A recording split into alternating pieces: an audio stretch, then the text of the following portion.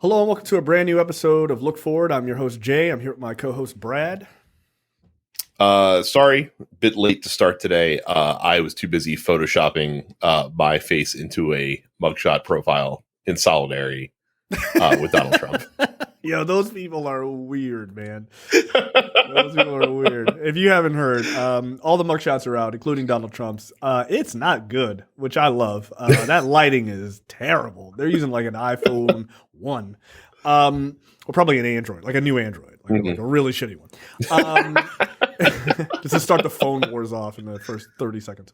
But yeah, the mugshots are out, and it is really hilarious to know that apparently Republicans in solidarity are photoshopping themselves into these also terrible pictures. Yeah, truly the I am Spartacus moment from the GOP right now. I love it. We're not a cult. Are you sure about that? Are you sure? Dude, if Joe Biden had a mugshot, I can tell you the last thing I'm doing is creating a mugshot. Like, I'm with you, Joe. I'd be like, that guy has got a lot of problems, man. Like, best of luck, Joseph. Yeah. So the debate was last night, August 23rd, the first GOP presidential debate.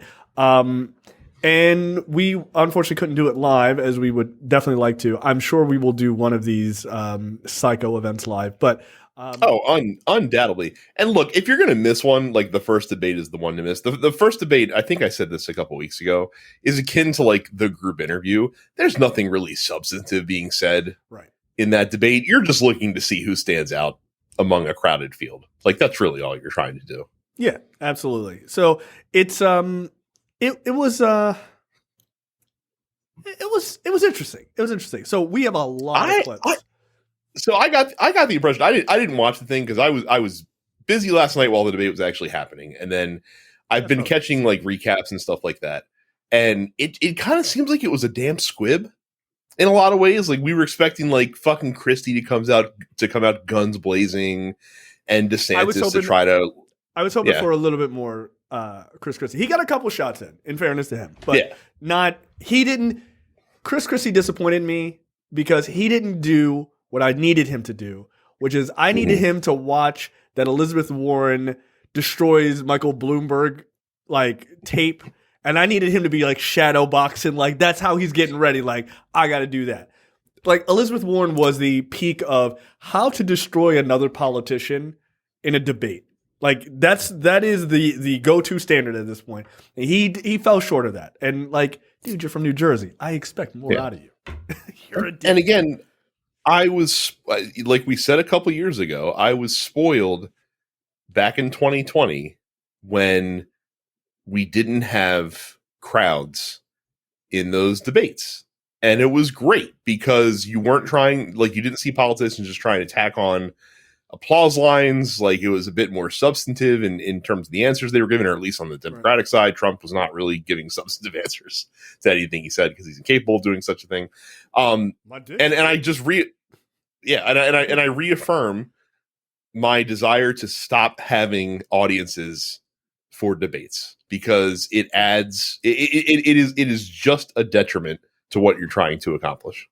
Yeah, no, I agree with you because the idea is you're making it into like a rally, right? I didn't think it was, and this has nothing to do with him personally, but I don't think it's really fair. Like, when they all came out, and everybody, they like bring out each person. They're like, Nikki Haley, Vivek, right? And then it went to Chris Christie, and they're like, boo. Like, that's not really fair to like start it out where he's getting booed. Now, in fairness to him, someone might have been just yelling "Boo Earns." I mean, we don't really know, but I'm pretty sure Hans Mollman was out there yelling "Boo Earns." So. I was saying "Boo Earns." So it's a little unfair to kind of set it up for the people on television, because then it gives an unfair like look at him, right? Like, that's just not really fair. And I would feel that way about anybody, right? Not just because I wanted Chris Christie to dunk on everybody. But so I don't think that's necessarily fair, and that's a part of that sort of rally thing. But I think part and parcel is because Trump has made rallies such a big thing in his presidency and his time running for president, that I think they like that fucking live crowd, Well, crazy energy. and the other thing is that crowd. So like when you have a town hall, that's a different thing. Like when you have a town hall, the people hosting the town hall usually go out and find voters to come in and populate the audience. But in these debates, like with these were just, you know, set up for the moderators to ask questions. And that's it. Those aren't even like voters. Those are like campaign boosters and like door knockers and like pack employees and shit like that. Like it's literally like you know, people that have rooting interests that are in the crowd. Right. So it's like you bring in your built-in team to yell the loudest. Like it's not, again, Right. it's not representative of.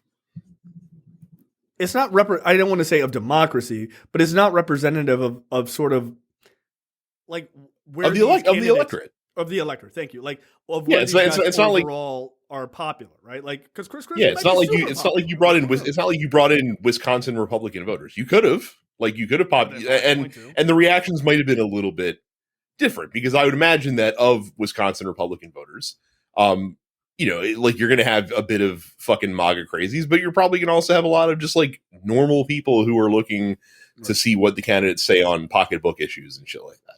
Exactly. So yeah, it is.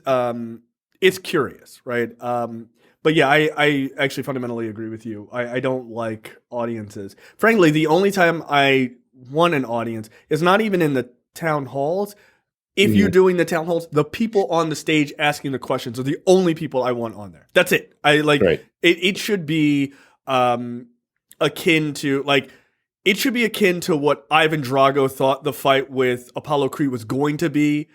Like, just this quiet thing where they were going to have this match. Instead, it literally was the stage is raised and it's living in America with James Brown singing, right? Like, that's what we actually got, which is not good. Like, it's fundamentally not good for actual democracy, right? Or the electorate watching at home.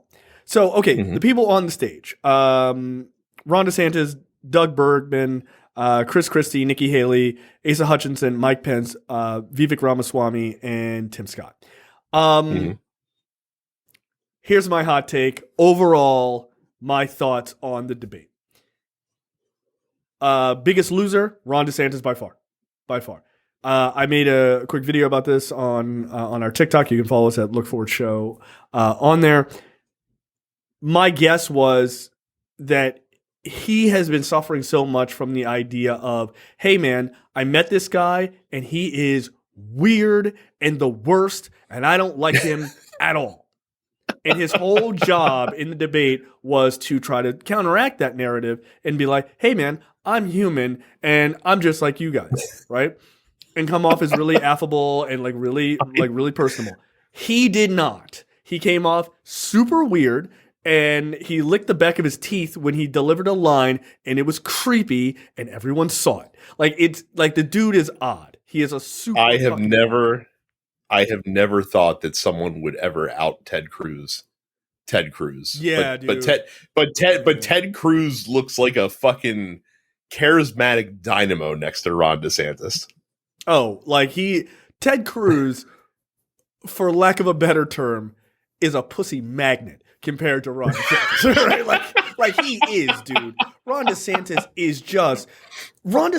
has no charisma at all, man. Like he is. I mean, you can make the argument awful. He has negative charisma because people like him until they see him and hear him, and then they're like, "Oh, actually, this guy's repulsive." Yeah, no, I'm not a fan. Like, do not. Like. So it's really weird. It's really weird to see him up there, but he failed because of that. His whole goal was to be like, I'm a regular guy.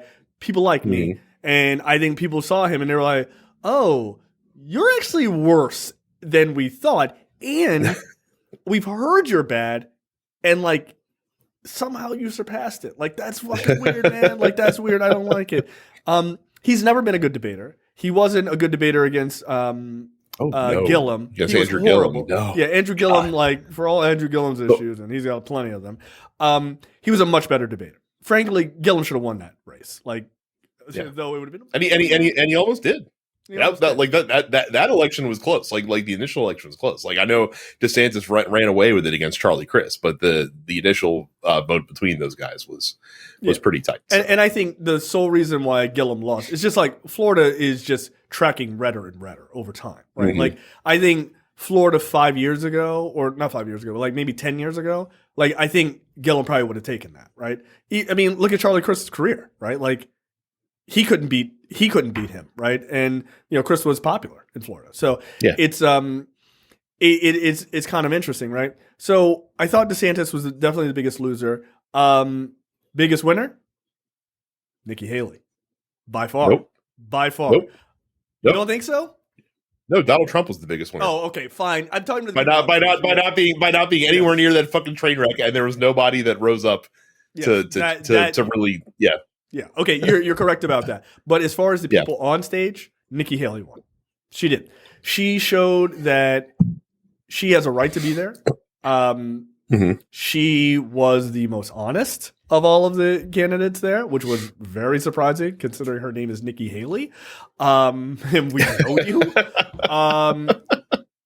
She has this weird thing, and I don't know if people are realizing this. She's attacking from the left, which I don't know any Republican who would take that stance.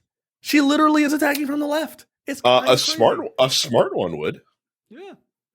A smart one would because a smart politician that's running for president, a job where you have to appeal to a huge section of moderate voters in order to win.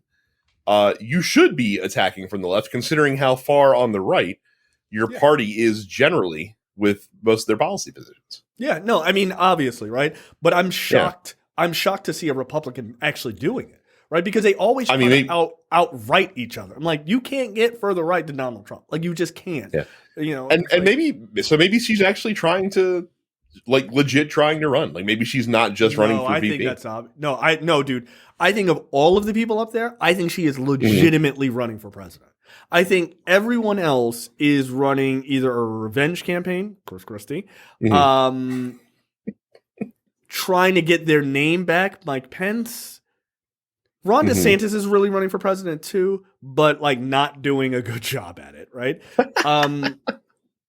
I don't care what he says. Vivek is running for VP. Like, that's what he's running. You think so? I 100% think so. Because he was like, I couldn't. They were like, well, would you be Donald Trump's vice president? And he was like, I couldn't work for anybody. Bullshit.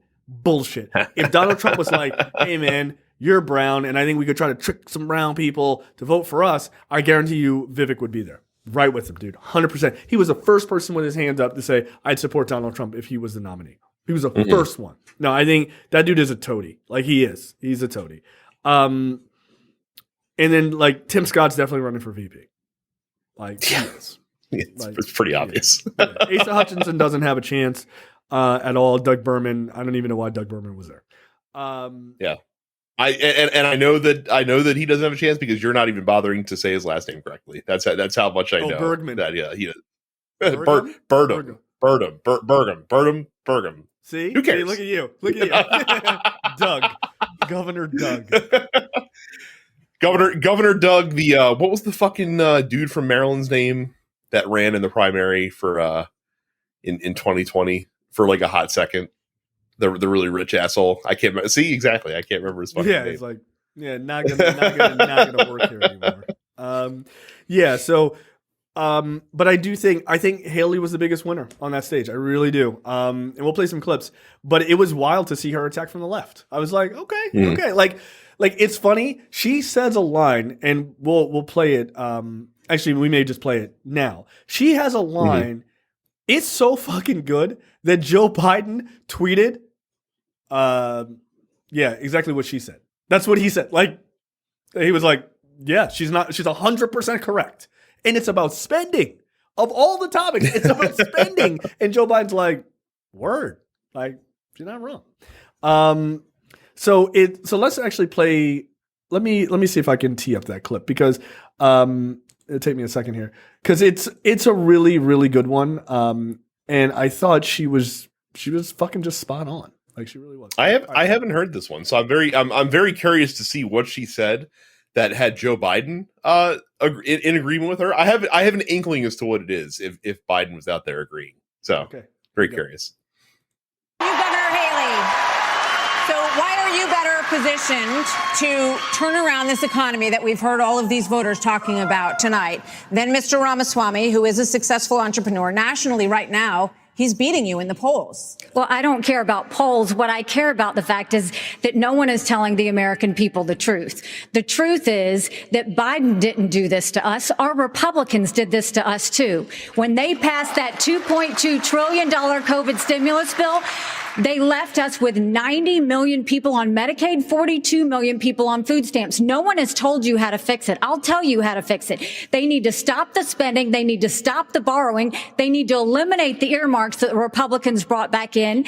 And they need to make sure they understand these are taxpayer dollars. It's not their dollars. And while they're all saying this, you have Ron DeSantis, you've got Tim Scott, you've got Mike Pence. They all voted to raise the debt. And Donald Trump added $8 trillion to our debt. And our kids are never going to forgive us for this. And so at the end of the day, you look at the 2024 budget, Republicans asked for $7.4 billion in earmarks. Democrats asked for $2.8 billion. So you tell me who are the big spenders. I think it's time for an accountant in the How about that? Bad clip. Yeah, dude. I mean, she's not wrong, right? I mean, and it's wild because a bunch of people from the left was like, even, you know who else is said like that was a good hit? Mehdi Hassan even said it. He was like, "Nah, like that's really good." Like, well, but because people so like Mehdi Hassan have been the ones screaming from the rooftops, like, why are Republicans lauded as fucking economic hawks when they're when they're in power? They spend like it's not their money. Like he's been screaming about it for fucking years, and it's refreshing to hear Republican admitted of consequence. Like I've heard Republican pundits talk about that, but it's nice to hear Republican be like, yeah, no, like here's the receipts. Like we're not blind and stupid. Like right. we like when we have power, we spend a fuck ton of money, and then we blame Democrats. We yell at Democrats when they spend money when they're in power. Like what the fuck? I appreciated her honesty there. Like I did. And again, that is attacking Republicans from the left. I mean, for her to come up and say, hey man, Trump added this $8 trillion to the deficit. Like he did. Republicans added $2.5 trillion right off the bat under Trump with the tax cuts for the rich. Like, come on, man. Like you can't make this argument about fiscal responsibility. Like, and talk about how Trump was the most fiscally responsible president. I'm like, the guy with the golden toilet is fiscally responsible? I doubt it. And it turns out, no, he wasn't. And neither was the rest of the Republican Party when he was president. Now, like when she mentions like, oh, we spend all this money because of COVID-19, stuff like that. I don't have a problem with that spending. And like some of their spending, you know, she kind of really more so focuses on like bringing earmarks back and stuff like that. That's the issue. It's actually not an issue to spend money on things like helping with COVID relief and stuff like that. Those are valid things. I'm not some like financial hawk who's like, we should spend no money and just hoard it like a dragon over coins, right? Like I'm not saying that, but this idea of what you spend money on and whether it is the proper thing to spend the money on instead of just a bunch of pork and bills and shit like that. That's the argument. And I think she made a pretty good one. And it was not only good to see her attack from the left and make that statement, but to get applause, by the way. Like other Republicans, I mean, granted, they're probably surprising fans, but even to not receive some boos for that, I thought was like pretty good. So, well, the line that I'm surprised she didn't get booed on was when she specifically said like Donald Trump added $8 billion to the debt president. Like that is the kind of line that usually gets fight back from the right for some reason. Like I don't understand on what grounds they can justify it. But that's where I was surprised that people that I guess the audience or the other PACs gave her a pass. So yeah, exactly. So let's move on to Ron DeSantis. He talks about Florida, and he's like, listen, man, Florida's awesome. It's the best. We got everything going on down here, all the shitty things. And I mean, they literally do have everything going on. I mean, like Ron DeSantis should get up there with his whole chest and brag about, like, look, they said it couldn't be done, but leprosy is back in Florida, baby. Like, we're doing it. We're getting biblical out here, baby. Yeah, like, we don't fuck around. So he's talking about how one of the reasons, like to piggyback on Nikki Haley's point, one of the reasons things economically have been so bad in this country, and I mean he's not talking about around the world, but he's talking about in this country specifically, is because of COVID-19, because Joe Biden shut down the country. By the way, I'm like, doesn't track with my doesn't track with the sequence of events there, but okay. Right. But all right, Democrats wrong. did this. Yeah, Democrats did this. Shut down the country, and that's what ruined the economy, right? Never mind, like that was the correct thing to do, so millions upon millions of people wouldn't die. But whatever, as long as the economy's running, that's the only thing that's important. So he's talking about that, and he has a very interesting take on whether or not Florida did the right thing. Governor DeSantis. So here's the thing. Why are we in this mess? Part of it, and a major reason, is because how this federal government handled COVID-19 by locking down this economy. It was a mistake. It should have never happened. And in Florida, we led the country out of lockdown. We kept our state free and open.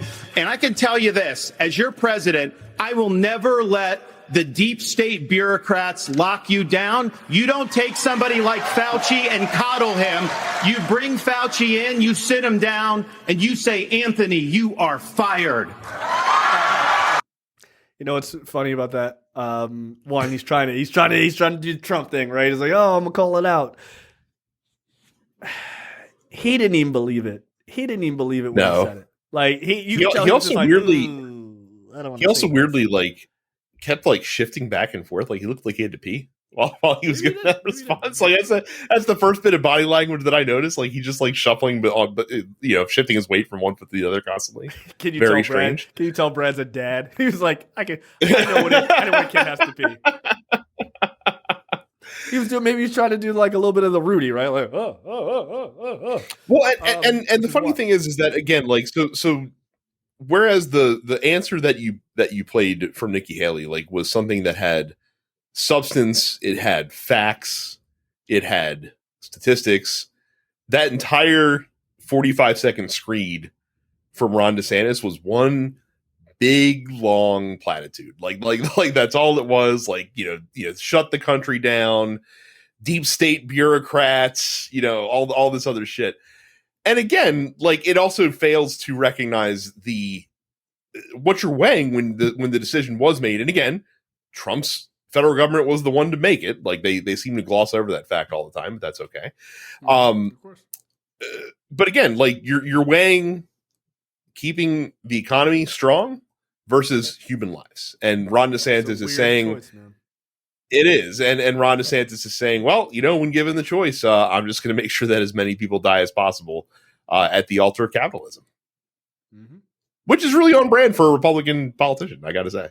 Yeah, no, it is. It is. I mean, it shouldn't be a surprise. Now, the one thing that I thought was interesting about that clip is he says, hey, man, like we led everyone out, by having the state open. But like you guys lost almost 90,000 people. More than anybody else. Like per capita, No. like if you look at it as like a per capita basis. Not like per capita. I because I was just looking that up as well. But they're up there. I mean, look, okay. They're only third to California and Texas, right? Like, and they're a big state. Don't get me wrong. They've got like 21 million, 28 million, something like that. Yeah. Yeah. It's quite a lot, right? But comparative to the amount of people they only lost like 14,000 less people than California. And California has significantly more people, dude. Significantly double, more. basically.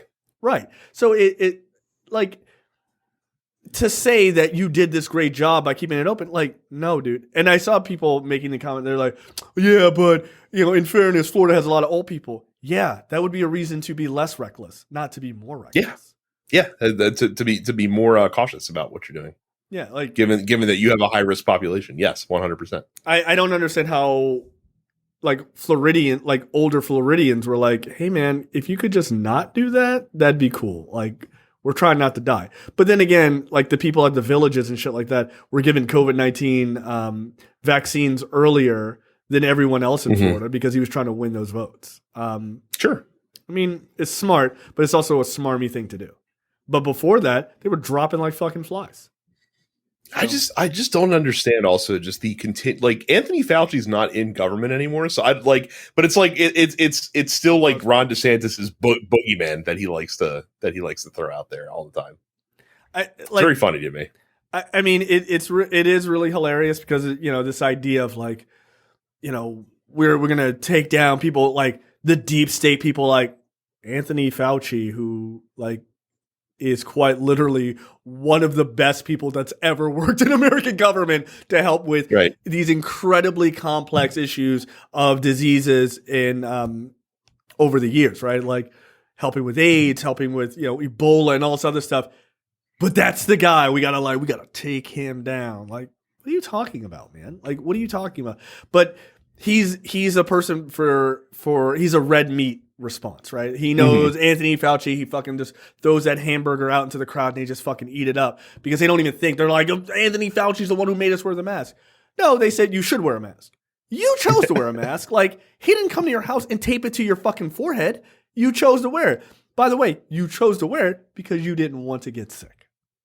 Yes. At the end of the day. Well, I had to wear it at work. Yeah. You also have to wear a shirt at work. Like, what the fuck, man? Like, I'm sorry, I don't know what to tell you. Like, also, Anthony Fauci didn't tell your work to make you wear a mask. Your work decided that you needed to wear a mask. Like, it's a private business; they can do whatever the fuck they want. They can do whatever they want. Like, if they again, McDonald's has the basic rules of no shoes, no shirt, no service. Like, you can't be mad at them. Like, well, I didn't want to wear shoes today. Like, sorry. Like, can't you though? Can't you be mad at them for not wearing shoes? No, absolutely not. Ronald is having none of that. So yeah, it's a bit of a weird boogeyman. But I mean, you shouldn't be really surprised because, you know, Ron DeSantis is he's a bit of a weird boogeyman, if we're being speaking of Ron, Ron decided to have a conversation about Mexico and about cartels. And it's weird. I'm just going to play it and then we'll come back because I find it to be amusing that he's asked to basically break international law.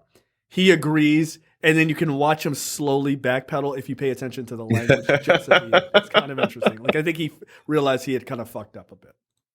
So as president, would you support sending U.S. Special Forces over the border into Mexico to take out fentanyl labs, to take out drug cartel operations? Would you support that kind of American military use? Yeah. But by the way, he's going to say yeah, but that's got to be the plot for Expendables 4, right? Like, it has to be. Okay. Go ahead. I think maybe on day one. Here's the thing. The cartels are killing tens of thousands of our fellow citizens. You want to talk about a country in decline? You have the cartels controlling a lot of part of your southern border. We have to reestablish the rule of law, and we have to defend our people. The President of the United States has got to use all available powers as Commander-in-Chief to protect our country and to protect the people. So when they're coming across, yes, we're going to use lethal force. Yes, we reserve the right to operate. How many more tens of thousands are we going to let to die? I am sick. I've met angel moms throughout this country. I met a lady in Texas named Tracy, and her son took one Percocet that was laced with fentanyl, immediately died. That is happening all across this country because of the poison that they are bringing in. So as president, would I use force? Would I treat them as foreign terrorist organizations? You're darn right I would. Also, don't say darn. Like, just say damn. You're an adult. Yeah, you're an like, adult. Come on. You're darn tootin', I do it. Okay. To give Ron a little bit of cover, that question was ridiculous. Like, because like the question was like, hey, would you commit an act of war against Mexico? Well, that's what I'm saying. Like, it was a weird. Like, would you send special forces? And I'm like, I'm pretty sure that's unacceptable. You can't just do that. Yeah. Like, well, I don't know. I have seen this movie Sicario that I'm pretty sure was a documentary, and they definitely ran teams into Mexico. I didn't appreciate the sequel nearly as much as the first one. That was good. It wasn't. It wasn't. It's first movie is great.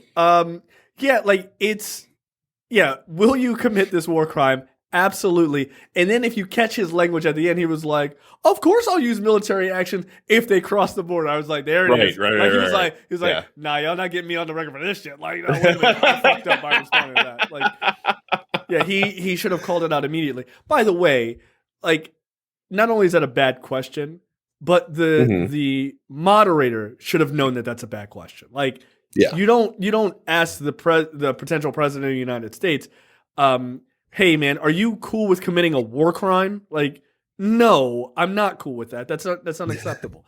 It's not a war crime. It's just an act of war against the fucking bordering nation. So right, you can't just cross a sovereign nation's border and just do military action. We've done that. It's not okay. Yeah, and again, I'm going to give Jay some cover. I know Jay has an obvious bias, pro-Mexico, anti-U.S. bias, because of his new adopted homeland. Okay, but no, that's not cool. One, allow me to push back in a very specific way. I don't appreciate this at all.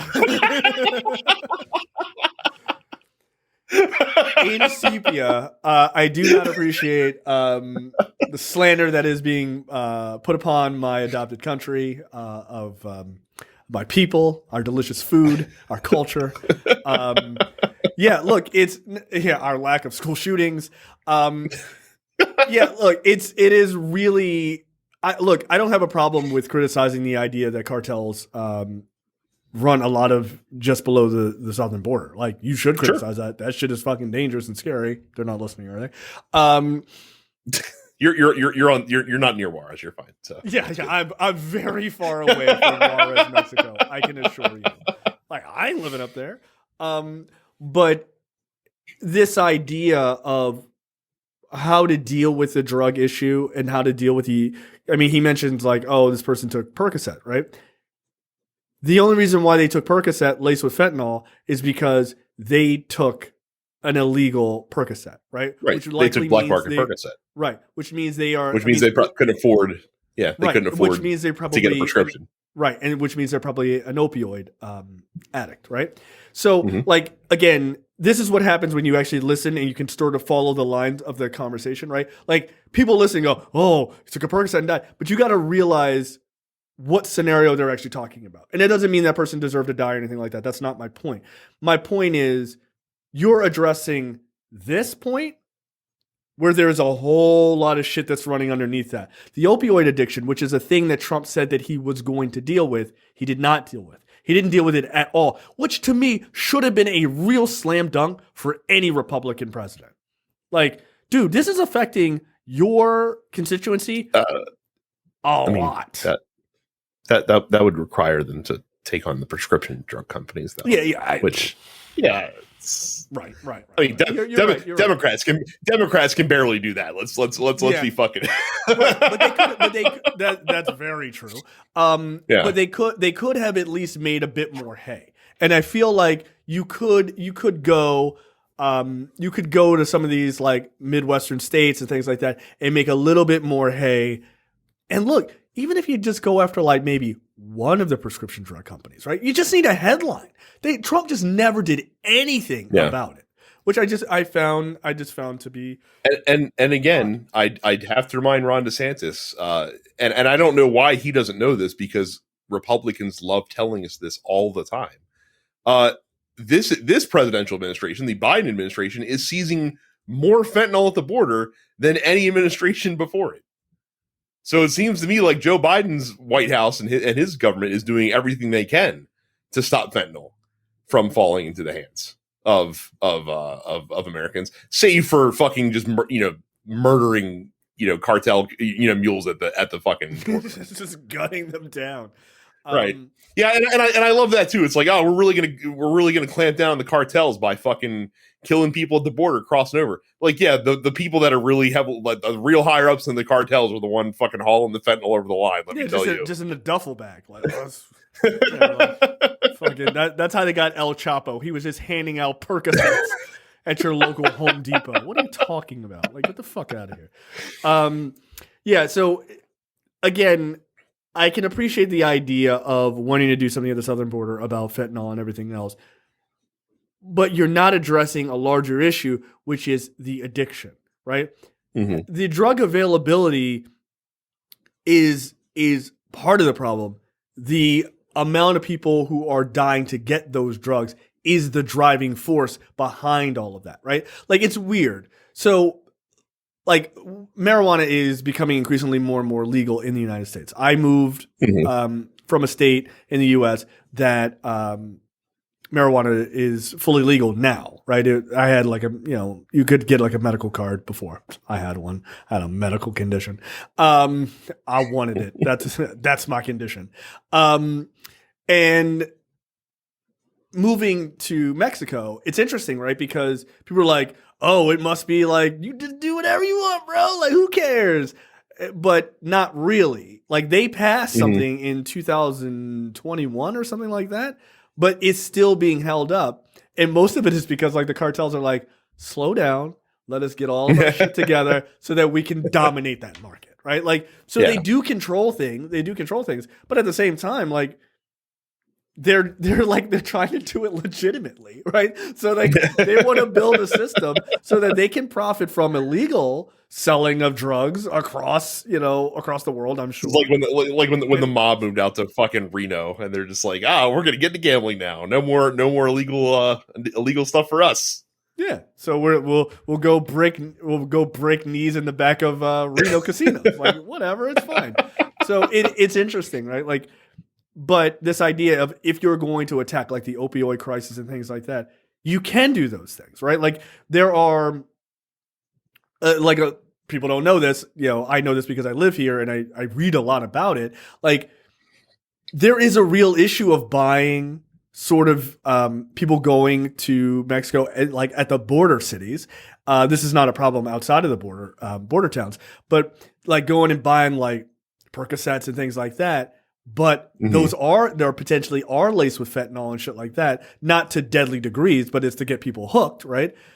Because they're at the border, because they know that the amount of drug addicts coming across the border to get these drugs is high. It doesn't exist further into the state. Here's the thing about Mexico that a lot of people don't know. The worst parts of Mexico are the closest ones to the U.S. That's it. That's why everybody vacations down here, man. Like, they're not vacationing in Juarez. But it just goes to show you, it has a lot less to do with like the culture of drugs. It's just, dude, that's where the customers are. That's what it is. So if you want to stop the cartels and you want to, take their power away, give them less customers, which means you have to deal with addiction. And if you're not willing to deal with addiction, you are always going to have this, let's just shoot them all mentality. That's not how you fix it. Get these people off of. They're doing heroin now because they can't get opioids. Get these people help and get them off of the drug. Then you have less cartels. The cartels have less hooks into America. That's how you fix it. But they don't want to do that. That sounds way too hard, Jay. It's just much easier just to fucking set up people with rifles. Yeah, on fence posts. Yeah, because you know what's really easy? Stopping people from selling drugs for money. There's like 9 dudes, and then that's it. Once you get through those 9 dudes, people are like, forget it. No. Yeah, really poor people. I can't imagine them wanting to sell drugs for cash so that they can try to better their lives. What a weird opportunity. But yeah, like, deal with the addiction. All right, next up. Let's talk about Nikki Haley again. Nikki Haley gets into a lovely fight with everyone's favorite schmarmy asshole, Vivek Ramaswamy. Everyone's favorite technocrat, Vivek Ramaswamy, because I'm pretty sure that this fight started with Vivek saying some nonsense because he was on some technocratic bullshit. Yeah, this is the same guy who said recently that, hey man, why don't we just get all of the microchips we can from Taiwan and then we'll just let China have Taiwan. I don't really give a shit. Okay, he said, quote, I studied this for about a week, and I figured it out. Like, to paraphrase what he said. I didn't know anything about foreign policy 6 months ago, but now I'm a fucking genius. Like, no. I mean, look, shout out to Mike Pence. He did say, like, we don't need somebody who's going to be learning on the job, which is ironic because, like, who did you work for? Like, also correct. Like, dude, don't do that. Because I see now that's where if I was Chris Christie, I'd be like, slow your roll. I'd put my hand on his chest, like, slow your roll, Mike. You did the same thing. You enabled a guy who was learning on the job. Yeah, good hit coming from the person probably on that stage least qualified to deliver it. I would say. Exactly. Like, it's a solid hit. Like, you weren't allowed to say that. Like, you shut the fuck up. So here is Nikki Haley and Vivek Ramaswamy battling over foreign policy. Oh, because he mentioned right before this, he mentions that yes, he would reduce cut off aid to Israel. Cut off, no, not reduce. Cut off aid to Israel. So. No, but also reduce aid and cut off aid to Ukraine, which is what which really sparked this off. Yeah, there you go. Governor Haley, you did not raise your hand, meaning that you would support more funding for the Ukraine war. You have said of Governor DeSantis that you didn't appreciate it when he initially called it a territorial dispute. Why? First of all, the American president needs to have moral clarity. They need to know the difference between right and wrong. They need to know the difference between good and evil. Right. When you look at the situation with Russia and Ukraine, here you have a pro-American country that was invaded by a thug. So when you want to talk about what has been given to Ukraine, less than 3.5% of our defense budget has been given to Ukraine.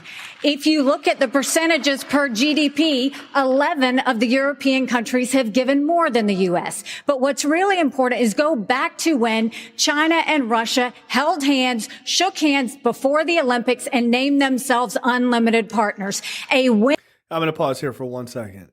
Again, hitting solidly from the left in this entire. Well, and also she of anyone on that stage is uniquely qualified to talk about this because of the position that she held previously. So exactly.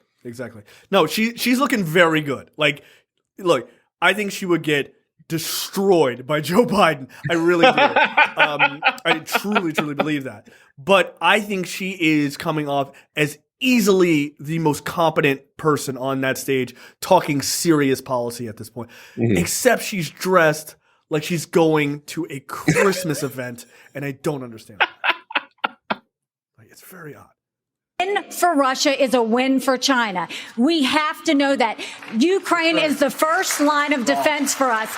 And the problem that Vivek doesn't understand is he wants to hand Ukraine to Russia. He wants to let China eat Taiwan. He wants to go and stop funding Israel. You don't do that to friends. What you do instead is you have the backs of your friends. Ukraine is the front line of defense. Putin has said, once Russia takes Ukraine, Poland and the Baltics are next. That's a world war. We're trying to prevent war. Look at what Putin did today. He killed Prigozhin. When I was at the UN, the Russian ambassador suddenly died. This guy is a murderer, and you are choosing a murderer over a pro-American country. First of all, Mr. Ramaswamy, you have 30 seconds. Mr. DeSantis, Nikki, I wish you well in your future career on the boards of Lockheed and Raytheon. I'm not on the boards of Lockheed and Raytheon. And Boeing came off of it, but you've been pushing this lie. You've been pushing this lie all week, Nikki. You want to go and defund Israel? You want to okay, let me address that. I'm glad you brought that up. I'm going to address each of those right now. This is the false lies of a professional politician. There you have it. Your watch, so the reality is, America less safe. You have no foreign policy experience, and it shows. And you know what? The foreign policy. Ooh, that line is that's the dagger, dude. That's the dagger, man. Because you don't have any foreign policy experience, and it shows. I'm like, oh, get off the stage, dude. Jesus Christ! They're like flag on the play, flag like. He's already dead. Like, he's already dead, Nick. Well, and the thing is, like, he's trying to fight back, like, oh, it's false. I said that it's false. I'm like, bro, you change stances like I change shirts. Like you probably just don't remember you said something last week on a podcast somewhere. Exactly. Because you're just trying to say whatever dumb shit you think is going to appeal to people. And so, yeah, like you probably played on both sides of this issue because you actually have no real platform. Like you're a fucking wind vane, essentially. Yeah, it's a good call out by her. I really appreciated it. I thought it was stellar. I really did. When you are fighting these guys, when you're dealing with their bullshit, this is the way to handle it, right? You come out, you're like, listen, this is a serious issue. Like, you can talk about we need to get funding back to the U.S. and help at the border and stuff like that. We can do stuff at the border, dude. It's not, we have practically unlimited money, right? When it comes to border and war, we have unlimited money, right? When it comes to like feeding kids, like, we got $5, right? Like, we don't have any. Yeah, tighten the purse strings. Yeah. So that sounds like we got like, right. And his hit on her was pretty, like, pathetic. Like, could I see her ending up as like a lobbyist or like a board member at a defense company? Sure, like, absolutely. But like, she's made no indications like that's something she's leaning towards or consulting for or anything like that. So right. Like, you seem like a thirsty bitch for a line. Like, that's all it was. It was like, oh, you're going to be at Raytheon, but I'm not at Raytheon. So what now? Oh, well, imagine if you were, Nikki. Think about that. Like, it's not a very good line. Now, if you were like, hey, man, you did give speeches at Raytheon and stuff like that, that's a line, right? Like, that's where you can hit it. But you can't hit somebody on a fantasy. Like you can't. This is bullshit. Like, that doesn't mean anything. So that was really good. Her hitting them from the left on spending and her hitting him from the left on foreign policy, that looks good, man. That looks really good. And again, this idea of the day you're having the debate, Putin blows a plane out of the air that has his enemy on it, and you're like, nah, that guy seems cool. Like, what the fuck, man? Like, I get it. Like, you're in your tech bro bag, but like, yeah, he just killed Prigozhin like right before you guys went on stage. Like, it was like 2 hours before. They were like, pretty sure Prigozhin is dead. And she's like, well, I got something to talk about, because she knows what she's talking about. And you're up there looking crazy saying like, hey, man, it's cool. Like, let's all like fucking kumbaya this shit. And maybe they'll give us some money. But Ramaswamy he's running the Trump playbook. That's what he's doing. He is a mildly successful. Actually, he's a very successful businessman, but he's a successful businessman like based on scheming, right? Apparently, he schemed a bunch of people, like lost billions of dollars on an Alzheimer's medication. I understand it, like because he does like biotech type of shit. And then he was like, "I'm sorry, I failed everyone. I really need to learn a lesson from this." Like, people lost billions and people died.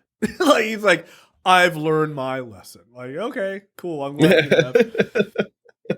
He's also, I don't know if you know this. I just found out about this too. So he has this whole thing that he's trying to, this is how you know this guy's a fucking grifter, man. He's got this new idea of how to raise money. So what he does, I shit you not, he says, there's a video of it.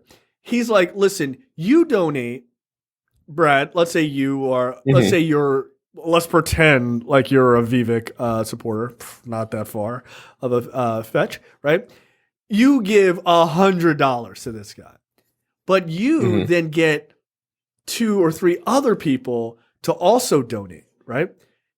And whatever they donate, you get 10% back to you. Right. And then if they get other people, they get 10% of the people they get to donate. So like, it's like The Office where Michael is drawing this out. Right. So he's making a fucking pyramid scheme. He's making a super PAC pyramid scheme. Yeah. So he's just, and so we're bringing multi-level marketing to politics, baby. Right, you're right. Like, how are you buying this guy. He's literally pushing a pyramid scheme so that he can get more money. And it's like, and then you get other people, and then I get money, and like, but you also get something back. And I was like, wow, incredible. And like, I watched the video, and the guy who was explaining it, he just like literally like he just draws the pyramid just like Jeffrey Dahmer. Like, dude, it's a fucking pyramid scheme. This guy is a grifter, man. He is a grifter in chief. And we're gonna talk more about him too. I got a special place in my heart for Mr. Vivek. Like I really do. Excuse me, Vivek.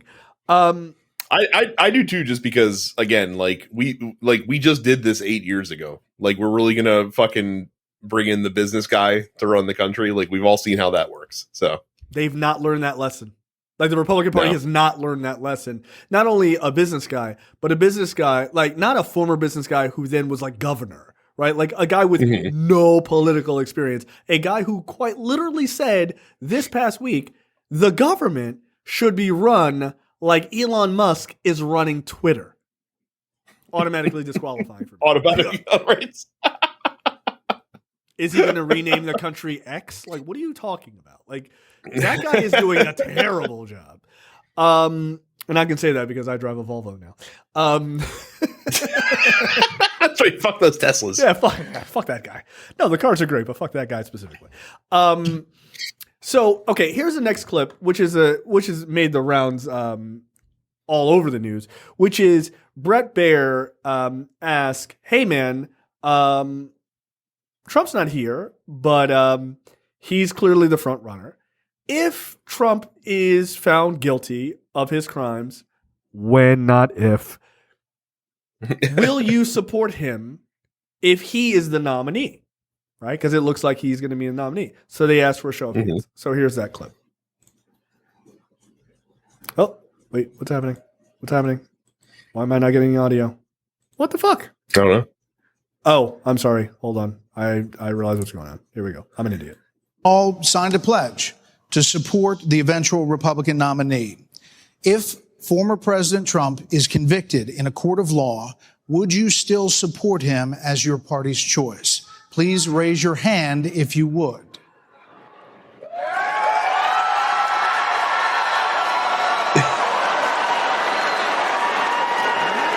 Just hold on. So just to be clear, Governor Christie, you were kind of late to the game there, but you raised your hand? No, I'm doing this. Look, I'm doing this. And I know you didn't. Whoa. No.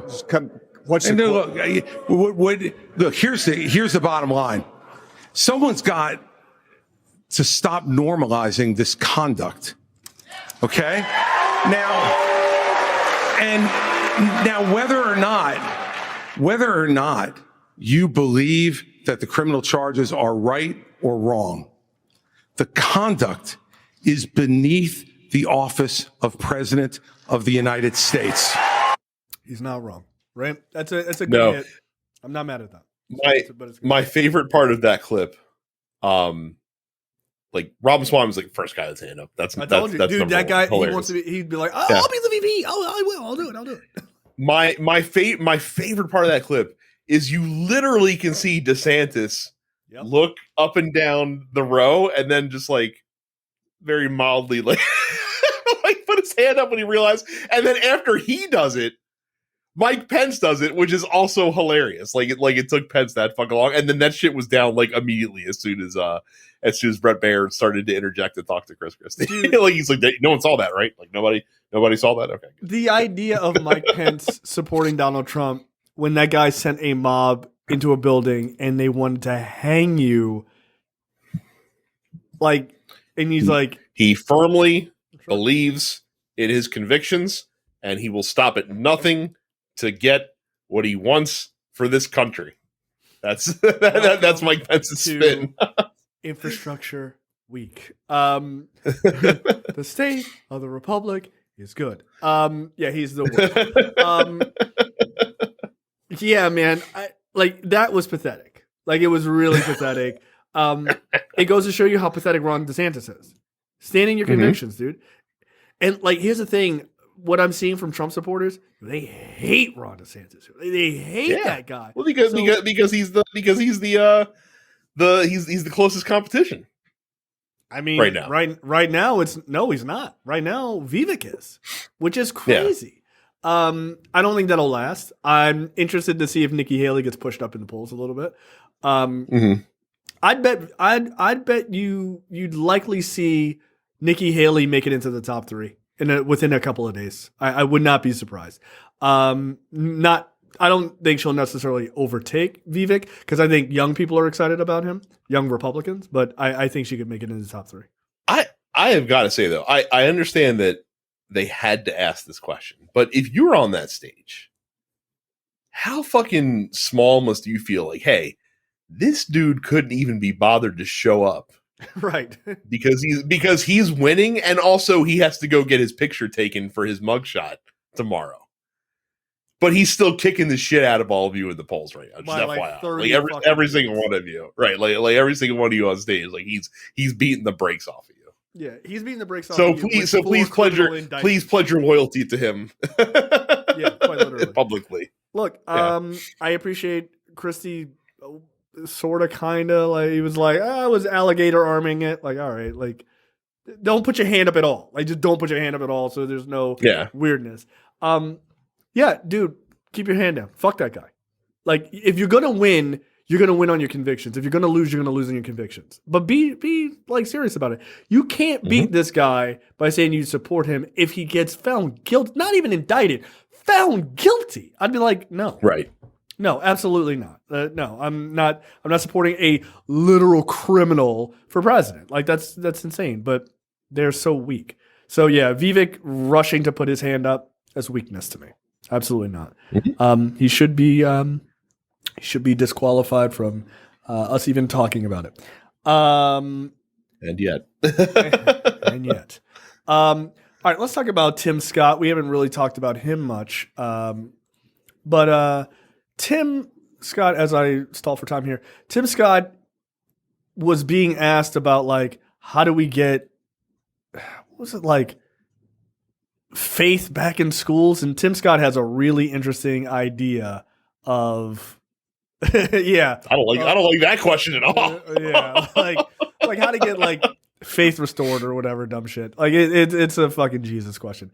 But Tim Scott's got a really odd response. It goes to a place that you would not expect. I'm going to do a quick round of different topics here. So, Senator Scott, faith is on decline in this country. You talked about it a little bit before tonight. So is there a role for a president of the United States in changing that? What would you do to change that? Well, our nation was founded upon the Judeo-Christian values that has made this the greatest nation on God's green earth. I'm a big believer in Ephesians 3:20 that God is able to do exceedingly abundantly above all that we ask or imagine. Our responsibility should be to model the behavior we want others to follow. On education, the only way we change education in this nation is to break the backs of the teachers' unions. They are standing in the doorhouse of our kids, locking them into failing schools and locking them out of the greatest future they can. Bro, why don't you look across the stage at Ron DeSantis and be like, could you stop banning books, you fucking psychopath? Because that's the problem, is that we're not teaching kids jack shit. We're teaching them nonsense. What a also imagine where a super weird response for many reasons. One of which is like I understand like the right wing insanity, like the woke crusade, but that is not a wide thought process on the right, on the conservative side. That is very much like a fucking MAGA thing. Most people are pretty cool with teachers, and a new appreciation was gained for teachers a couple of years ago when all of a sudden there was no school and parents are like, fuck, what am I supposed to do with these fucking kids all day? Yeah. And then, they realize all of a sudden, like, oh shit, like maybe we should actually fucking like pay these people, like, and this is a hell of a job. More people.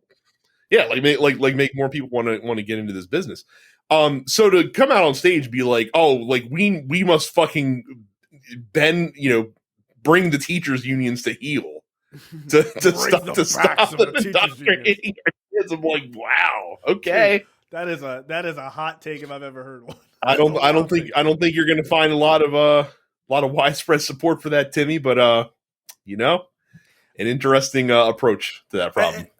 I mean, again, even the question is bullshit. There's a decline in faith.